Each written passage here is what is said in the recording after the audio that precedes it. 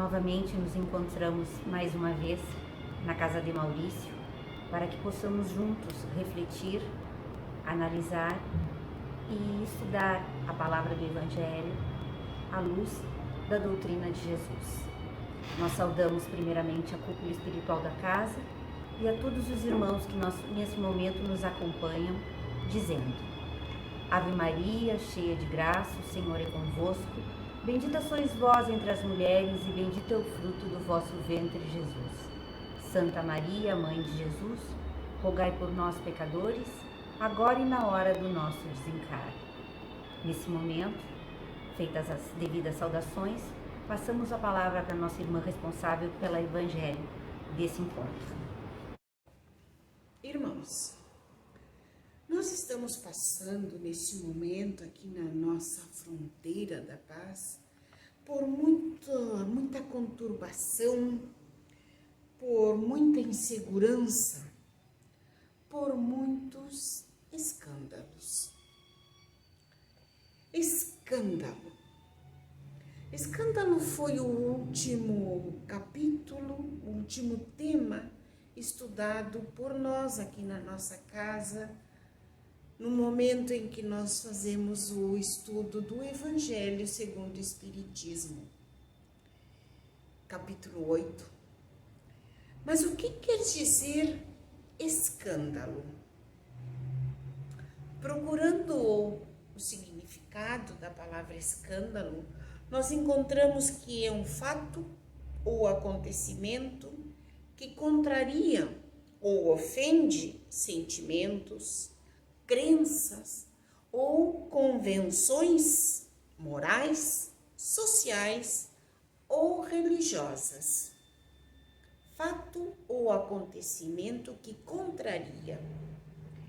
Também nos diz que é indignação, perplexidade ou sentimento de revolta provocado por ato que viola convenções morais ou regras de decoro.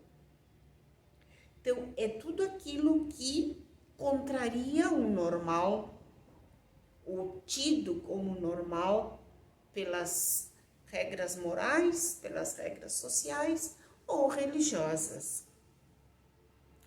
No Evangelho segundo o Espiritismo, no capítulo 8, bem-aventurados os que têm puro coração, nos fala nos escândalos. E esse capítulo 8, lógico que vem após o capítulo 7, mas o tema que nos trata o capítulo 7 é bem-aventurados os pobres de espírito. O capítulo 8, bem-aventurados os que têm puro coração. E nós refletimos e pensamos, chegamos à conclusão, não somente nós, mas que para ter puro o coração é preciso antes ter essa humildade, essa simplicidade que é tratada no capítulo 7. Então, o Evangelho segundo o Espiritismo, essa obra codificada por Kardec, organizada por Kardec, tem sim uma sequência natural, normal, lógica. Para ter puro o coração, para alcançar isso, nós precisamos primeiro ser humildes, termos essa simplicidade que nos leva à pureza de coração. E esse capítulo começa com uma citação bíblica de Mateus, capítulo 5, versículo 8, que nos diz: bem-aventurados os que têm puro o coração, porquanto verão a Deus. Ter pureza de coração é não ter personalismo, é não ter ódio, é enxergar a essência. Isso é pureza. E no capítulo 8, ele se refere à criança, como criança em si, esse espírito que chega até nós em condições de ser trabalhado nesse sentido da pureza, da simplicidade, do não ter ódio, de não guardar mágoas, entre outros temas que é tratado nesse capítulo 8. Mas nós ainda não chegamos nesse estágio de pureza de coração. Nós ainda estamos numa caminhada evolutiva pela nossa própria condição de estarmos reencarnados no mundo de provas e expiações. Essa nossa evolução ainda não nos permite vivenciar, viver esse sentimento de falta de personalismo, de pensar no todo mais do que no eu.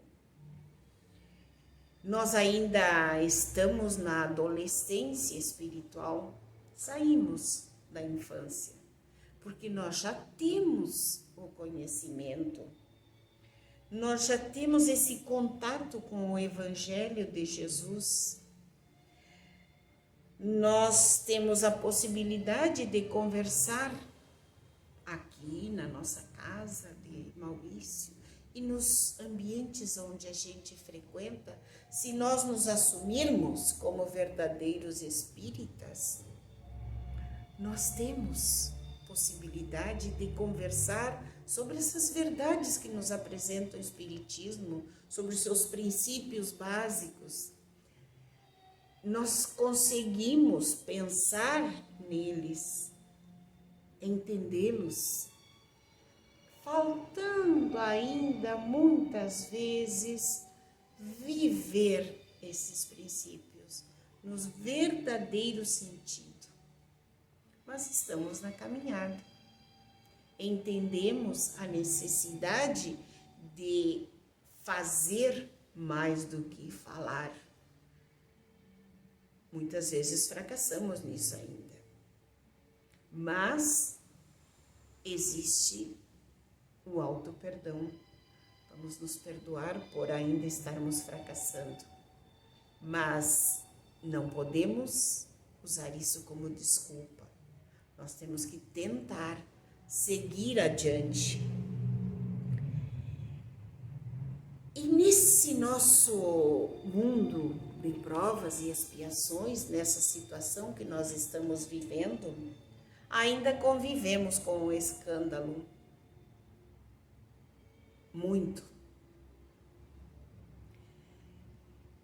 E no item 11 do capítulo 8, nos diz que é necessário ainda que venha o escândalo, mas ai daquele por quem o escândalo venha.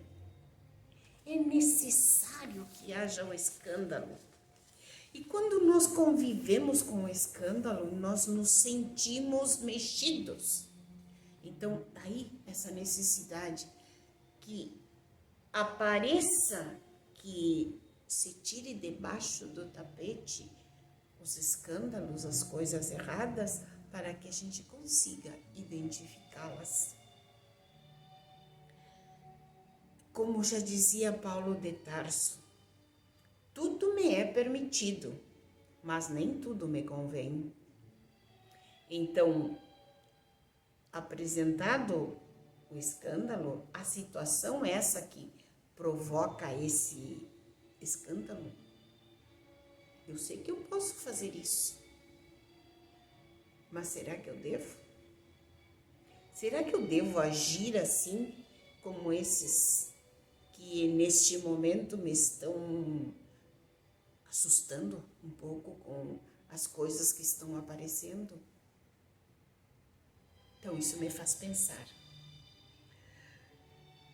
Então Jesus nos diz que é necessário que haja um escândalo, mas ai de quem provoca esse escândalo. E no Consolador encontramos essa questão, essa situação questionada aos espíritos e respondida por Emmanuel na psicografia de Chico Xavier, na questão 307, que nos diz assim: por que disse Jesus que o escândalo é necessário, mas ai daquele por quem o escândalo vier?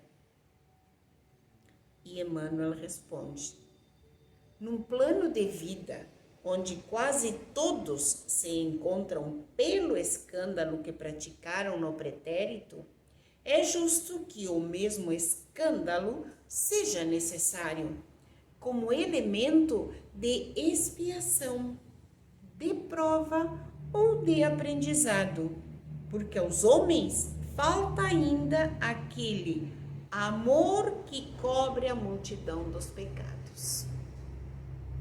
As palavras do ensinamento do Mestre ajustam-se, portanto, de maneira perfeita à situação dos encarnados no mundo, lastimando-se os que não vigiam, por se tornarem desse modo instrumentos de tentação nas suas quedas constantes, através dos longos caminhos.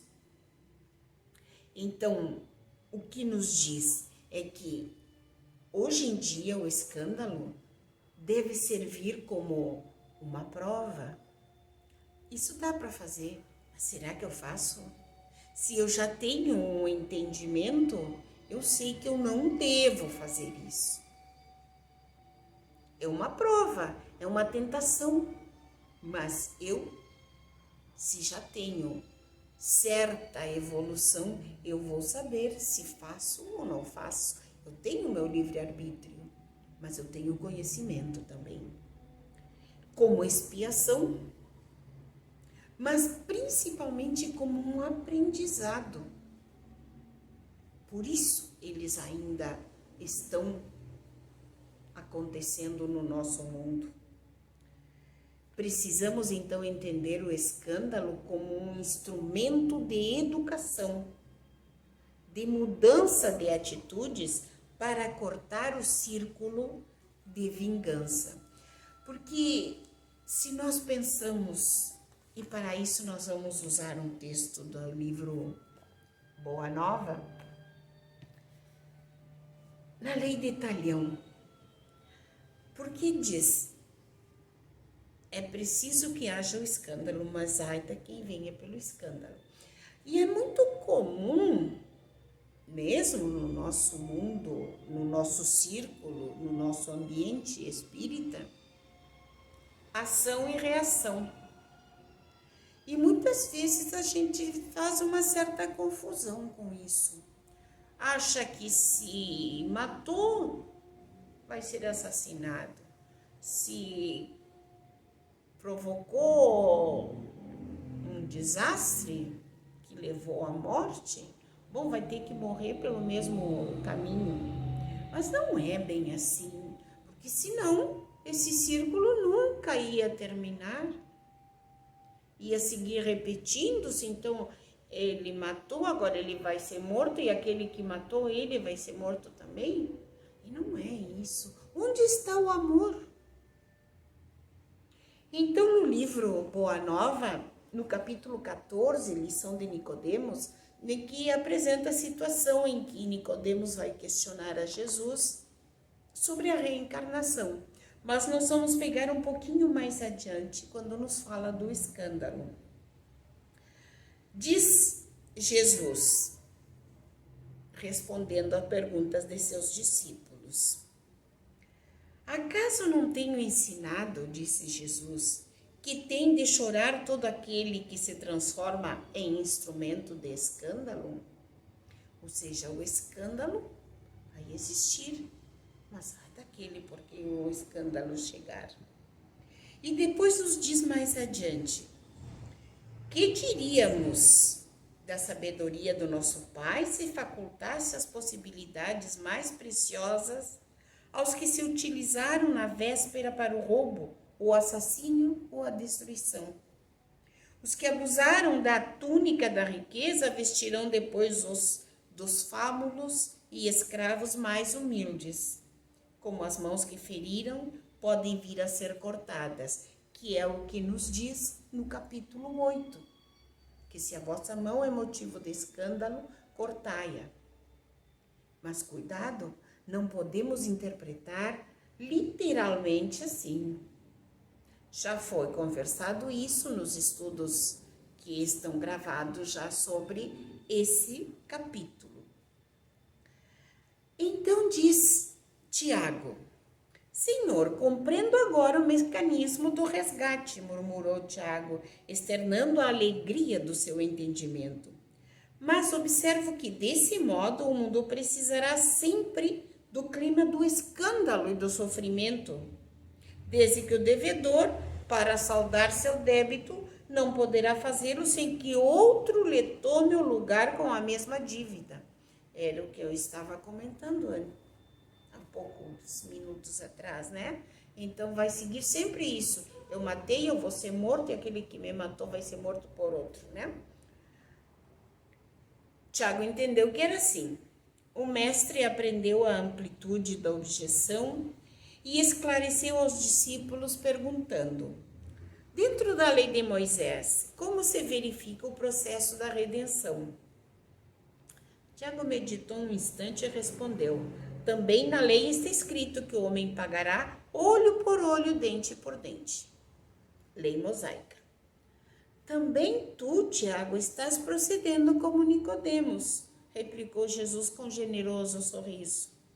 Como todos os homens, aliás, tens raciocinado, mas não tens sentido.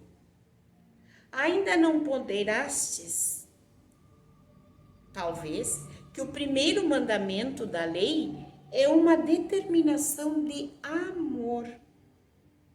Acima de não adulterarás, de não cobiçarás, está o amar a Deus sobre todas as coisas, de todo o coração, de todo entendimento.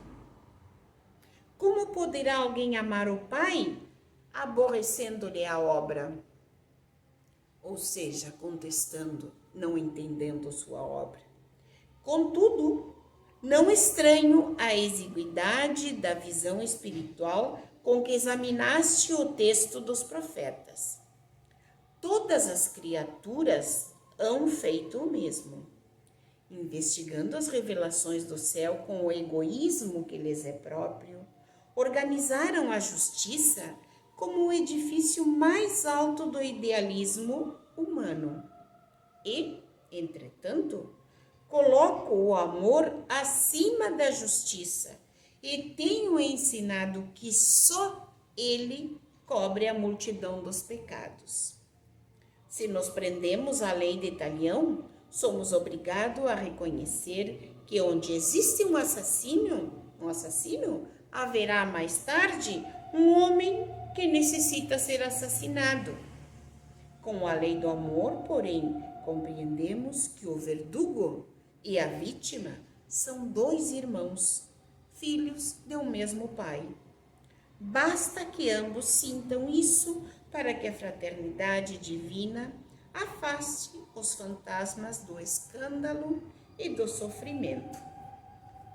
Então, existe o escândalo, existe o erro, as falhas humanas, mas o que deve prevalecer é o amor. Somente assim, entendendo e não repetindo o mesmo erro, nós estaremos fazendo esse caminho evolutivo. Nós não podemos pensar que a justiça divina se faça: tu matou, tu vai ser assassinado. Tu arrancou uma perna, provocou esse problema em alguém, quando tu vai passar por isso também vai nascer sem uma perna. Não, não é assim. Não é nesse sentido que existe ação e reação, a causa e a consequência. Deus nos oferece a possibilidade de refazermos aquilo que nós cometemos errado, aquilo que nós fizemos errado, mas compensando, encontrando uma forma de aliviar aqueles erros cometidos, não sofrendo o mesmo erro, mas por outros caminhos, ajudando talvez aqueles que se encontram naquelas situações que em outras oportunidades, em outras existências, eu provoquei. Vamos esclarecer um pouco mais. A justiça divina não falha. Vamos supor que numa outra encarnação eu cometi atos que levaram a pessoa a se suicidarem. Eu sou responsável por isso. Eu agi assim. Agora, então, se eu vou aplicar olho por olho, dente por dente, então nesta encarnação eu teria que me suicidar para sentir aquilo. E aí isso nunca ia ter fim. Não, não é assim que Deus age. Eu posso ter nesta encarnação a chance, a oportunidade de conviver com pessoas que praticaram esse ato ou que querem praticar esse ato e está em mim fazer algo para que isso não aconteça. É assim que Deus age, nos dando a possibilidade de reverter a situação. Aprendemos já com ela, então agora vamos fazer diferente. Então, existem os escândalos, talvez ainda persistam por muito tempo, mas vamos aprender com eles. Aprender a não fazer o mesmo, a fazer diferente. É por isso que nós estamos no caminho do entendimento, da fé raciocinada, para, ainda nesta encarnação, de ser possível, fazer diferente. Então vamos fazer diferente para encurtar o nosso caminho a Deus, para tornar o nosso coração puro, para sermos humildes e aí sim poder trilhar caminhos melhores, situações melhores e vivermos mais felizes.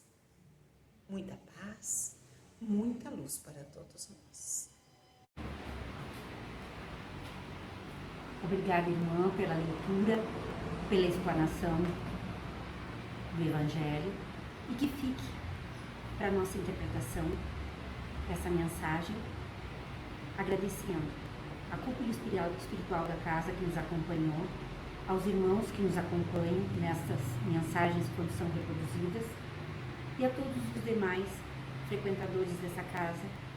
Nós agradecemos, assim posto, dizemos: Pai nosso que estais no céu, santificado seja o vosso nome. Venha a nós o vosso reino. Seja feita a vossa vontade, assim na terra como no céu. O pão nosso de cada dia nos dai hoje. Perdoa, Pai, as nossas ofensas, assim como nós perdoamos a quem nos tem ofendido. E não nos deixeis cair em tentação, mas livrai-nos do mal. Que assim seja.